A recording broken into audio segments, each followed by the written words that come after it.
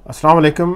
आज हम जिस टॉपिक पे बात करेंगे वो है स्पाउस वीज़ा जब प्रोसेस में होता है तो क्या यूके के लिए आप विजिटर वीज़ा अप्लाई कर सकते हैं। अगर आपने आउटसाइड ऑफ यूके अप्लाई किया हुआ है स्पाउस वीज़ा, पार्टनर वीज़ा या फैंसी वीज़ा, तो क्या जल्दी आने के लिए आप विजिटर वीज़ा अप्लाई कर सकते हैं। उसकी कुछ भी रीज़न हो सकती है। मसलन अगर आपका जो पार्टनर है वो बीमार हो गया है या ख़ानदान में कोई खुशी गमी हो गई है, तो उस वजह से आप जल्दी आना चाह रहे हैं, क्योंकि यूक्रेन की जो वार है उसकी वजह से बहुत सारा जो टाइम है प्रोसेसिंग टाइम वो ऑलमोस्ट डबल हो गया है। जो एप्लीकेशन 1 महीने में डिसाइड होती थी वो अब तकरीबन 2 महीने या 3 महीने में हो रही है, और एवरेज स्पाउस वीज़े का जो टाइम है अब तकरीबन 3 से 6 महीने है। तो अगर आपने एप्लीकेशन सबमिट की हुई है और अब खुदा न खास्ता किसी भी वजह से आप यूके आना चाहते हैं जल्दी, तो क्या विजिटर वीज़े पे आप आ सकते हैं या नहीं, ये एक क्वेश्चन है। तो इस पे हम आज बात करेंगे।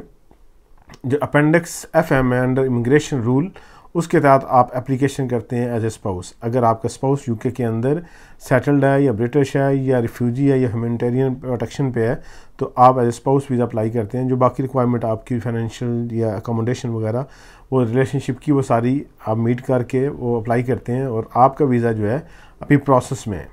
तो मीन वाइल आपको खुदा न खास्ता कोई ज़रूरत पड़ जाती है या किसी वजह से आप चूँकि टाइम ज़्यादा लग रहा है, तो आप कहते हैं कि हम विज़िट करके चले जाएंगे, फिर जब वीज़ा लगेगा तो फिर हम वापस आ जाएंगे। तो इसमें क्या कर सकते हैं ऐसा या नहीं? तो ऐसा नहीं कर सकते। क्यों नहीं कर सकते?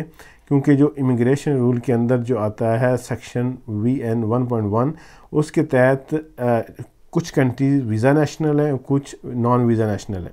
वो कंट्री या वो नेशनल जिनको वीज़े की ज़रूरत नहीं है वो यूके तो आ सकते हैं, जैसा यूरोपियन है।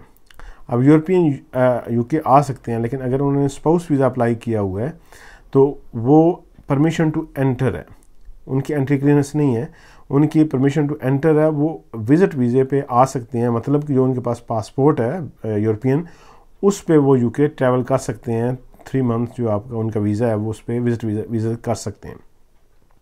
ये तो अगर नॉन जो वीज़ा नेशनल है जिनको वीज़ा नहीं चाहिए, तो ये तो आ सकते हैं यूके में।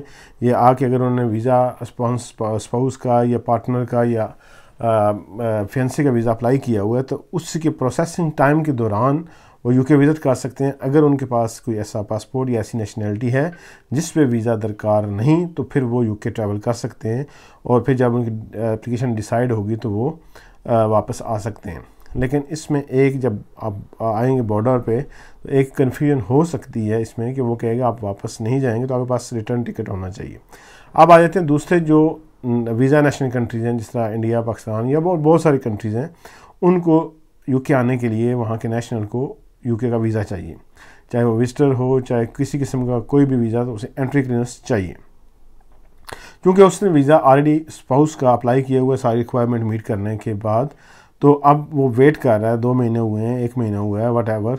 तो अगर टाइम अभी कोई पता नहीं कितना टाइम लगेगा, तो वो आना चाहता है। बच्चा बीमार है, फैमिली में कोई और बंदा बीमार है या कोई खुशी गमी हो गई है, तो उस वजह से वो जल्दी आना चाहता है। तो क्या ऐसा कर सकता है? वो नहीं कर सकता। अगर वो करेगा, जो इमिग्रेशन रूल्स है उसके तहत जो पैराग्राफ 34B भी है, उसके तहत आपकी जो एंट्री क्लियरेंस एप्लीकेशन अगर कोई और करते हैं, तो जो पिछली होगी वो वेरी हो के और वो विड्रॉ हो जाएगी। वो जो वेरी करके आपकी जो लेटेस्ट एप्लीकेशन होगी, लाइक जिस तरह आपने विजिटर वीज़ा अप्लाई किया, तो आपकी विजिटर वीज़े की वो एक्सेप्ट कर लेंगे, और जो पहली थी आपकी स्पाउस वीज़ा वो विड्रॉ कर देंगे।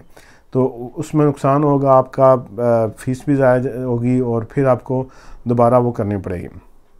उसके बाद जो उसमें अगर आपके पास एंट्री क्लियरेंस नहीं है और आप यूके आते हैं बॉर्डर पे, तो आप जो वीज़ा ऑफिसर है वहाँ पे बॉर्डर पे, जो एंट्री क्लियरेंस ऑफिसर है वहाँ पे, वो आपको जो इमिग्रेशन रूल पैराग्राफ 24 उसके तहत आपको आपकी एंट्री रिफ्यूज़ कर सकता है, आपको एंटर नहीं होने दे सकता।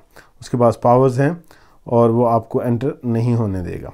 अब इसमें मसला क्या है कि अगर आप विजिटर वीज़ा अप्लाई कर रहे हैं और वो विड्रॉ क्यों हो रहा है, इसमें किसी हद तक कंट्रोडिक्शन आती है। कंट्रोडिक्शन क्या है कि विजिटर वीज़ा जो अपेंडिक्स विजिटर है इमिग्रेशन रूल के तहत, उसके जो 4.2 है उसमें आपका मतलब है कि जेन्युइन विजिटर होना चाहिए। यूके आप आ रहे हैं तो आपकी इंटेंशन जो है वो वापस जाने की हो। ऐसा ना हो कि आप यूके तो आ रहे हैं लेकिन आपकी इंटेंशन जो है वो वापस जाने की ना हो।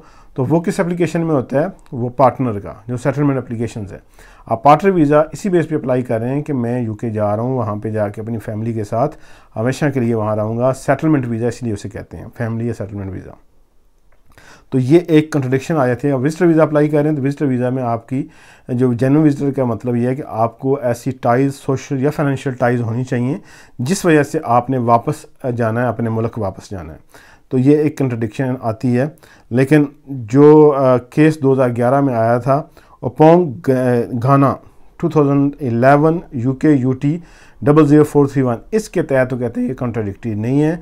अगर वो वेल एक्सप्लेन कर दे कि मैं अभी जा रहा हूँ, ये प्रॉब्लम है, और वापसी पे आके मैं फिर दोबारा जो एप्लीकेशन वो करूँगा या ये प्रॉब्लम है, अगर वो उसको वेल एक्सप्लेन करता है तो कहते हैं इस जो केस लॉ है इसके तहत कि वो कॉन्ट्राडिक्टरी नहीं है। लेकिन जो वीज़ा ऑफिसर है, एंटी क्लियरेंस ऑफिसर, वो ये चीज़ बिल्कुल नोटिस ले सकता है इस चीज़ का। एक बंदा जो आ रहा है यूके में, अब वापस अगर उसका वीज़ा ग्रांट हो जाता तो वापस क्यों जाएगा, और अगर उसका वीज़ा ग्रांट नहीं होता तो फिर भी क्यों जाएगा। अगर नहीं होता तो फिर उसका मतलब है कि वो यूके ही में वो प्राइवेट लाइफ या किसी और लाइफ मतलब रूट पे वो अप्लाई कर लेगा अगर उसकी फैमिली या उसके बच्चे यहाँ पे हैं। तो इस तरह की कंट्राडिक्शन चीज़ें हैं जिस वजह से आपका वीज़ा जो है वो रिफ्यूज़ हो सकता है। और चूँकि 2 एप्लीकेशन आप नहीं कर सकते, अगर आपने विजिटर वीज़े की एप्लीकेशन करनी है तो आपकी जो स्पाउस वीज़े की एप्लीकेशन है वो विड्रॉ हो जाएगी, वो वेरी हो जाएगी। तो इसलिए अगर आपने ऑलरेडी अप्लाई किया हुआ आपने visitor spouse visa, fiance visa या आप पार्टनर वीज़ा, तो फिर आपको वेट करना पड़ेगा। और अगर आपने अभी नहीं अप्लाई किया तो आप विजिटर अप्लाई कर सकते हैं, लेकिन विजिटर वीज़ा के अंदर भी आपने वो बातें सारी एक्सप्लेन करनी है कि आपकी फैमिली है, कोई चीज़ हाइड नहीं करनी। अगर आप हाइड करेंगे तो वो डिसेप्शन में आ जाएगा। डिसेप्शन में आपका फ्यूचर में कोई वीज़ा लगा हुआ तो आपको जब नेशनलिटी अप्लाई करते हैं, इंडेफिनेट अप्लाई करते हैं, तो आपको प्रॉब्लम हो सकती है। तो इसलिए अगर खुदा न खास्ता किसी मजबूरी के तहत आपको जल्दी आना पड़ रहा है तो आप विजिटर वीज़े पे अप्लाई कर सकते हैं। आपके पास जेन्युइननेस होनी चाहिए, आप वापस क्यों जाएंगे, आपके पास सोशल टाइज़, आपकी फैमिली टाइज़, आपकी फाइनेंशियल टाइज़ ऐसी होनी चाहिए जिस वजह से आप वापस जा सकें।